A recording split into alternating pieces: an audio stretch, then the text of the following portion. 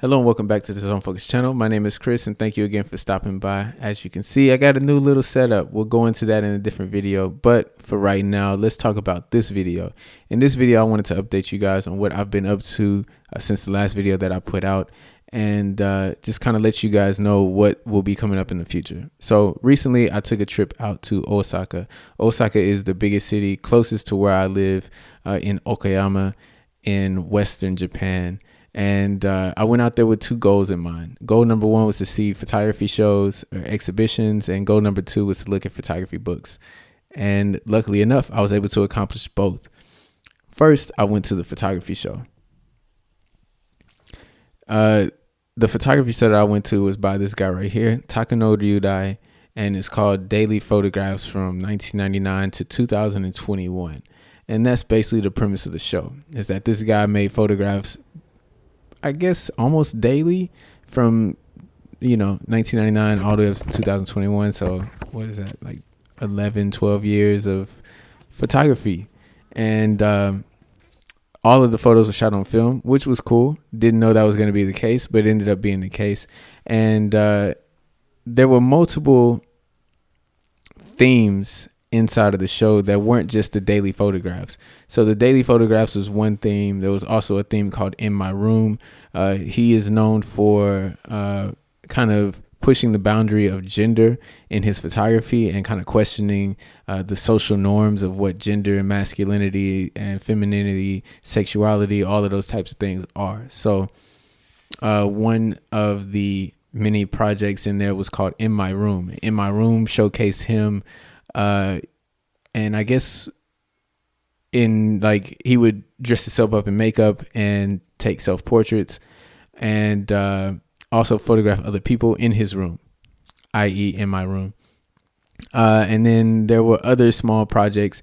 He lived in Tokyo and he made a series where he took a picture of the Tokyo Tower from the roof of his apartment complex every day for a certain amount of time. And the cool thing about that was he did it on slide film. A lot of them are on slides. And inside of the show, he actually had a slideshow of the slides in order as time progressed, just going through the slide projector. So it was cool to see different buildings be built up, different buildings be torn down, and also the view of the actual Tokyo Tower start to be obscured by different architectural projects that are happening in his area. So awesome show, really interesting photographer. Recommend going to check him out. The second exhibition I went to was called Viva Video. Now this is a video exhibition and the artist's name is Shigeku Kubota.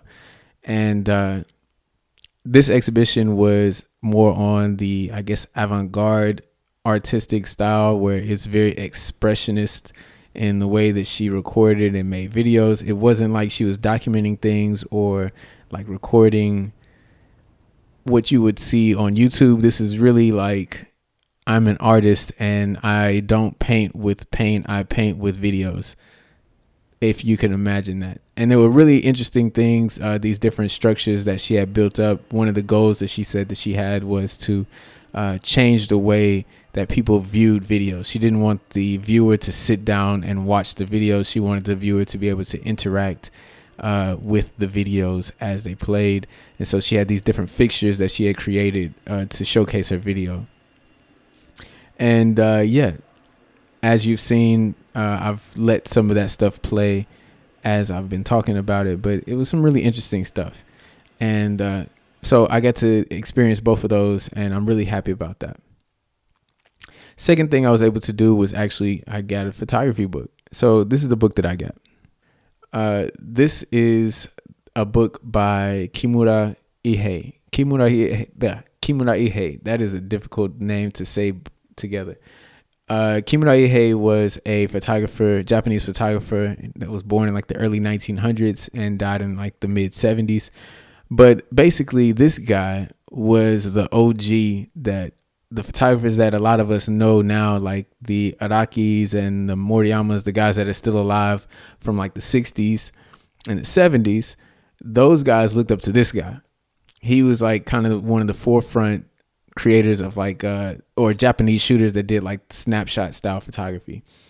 And I was able to find this book at a bookstore called Colombo Bookstore in Osaka. Definitely recommend going to check it out. The owner is a great guy, and he loves kind of chatting about the books that he has, and he has a great selection of photography books and knows his stuff.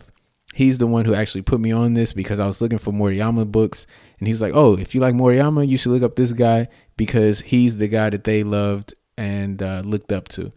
And this actually isn't a photography book. This is a magazine. So this magazine was created by Asahi Camera, and this is the 1979 edition, and this is a special edition. And basically, it has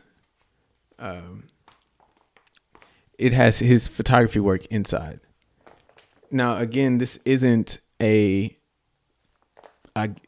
isn't a book. So the prints are not the best. A lot of photos fall in the gutter of the magazine, but it's good enough. And I thought this was really good. It was a very good price. So I picked it up. I think it was like $18, less than $20. And it's a very thick magazine, and it's full of his work, kind of a compilation of everything. So really happy about that. I'll be making a video about that later on, kind of going into more detail about it after I get some more time just looking through it myself.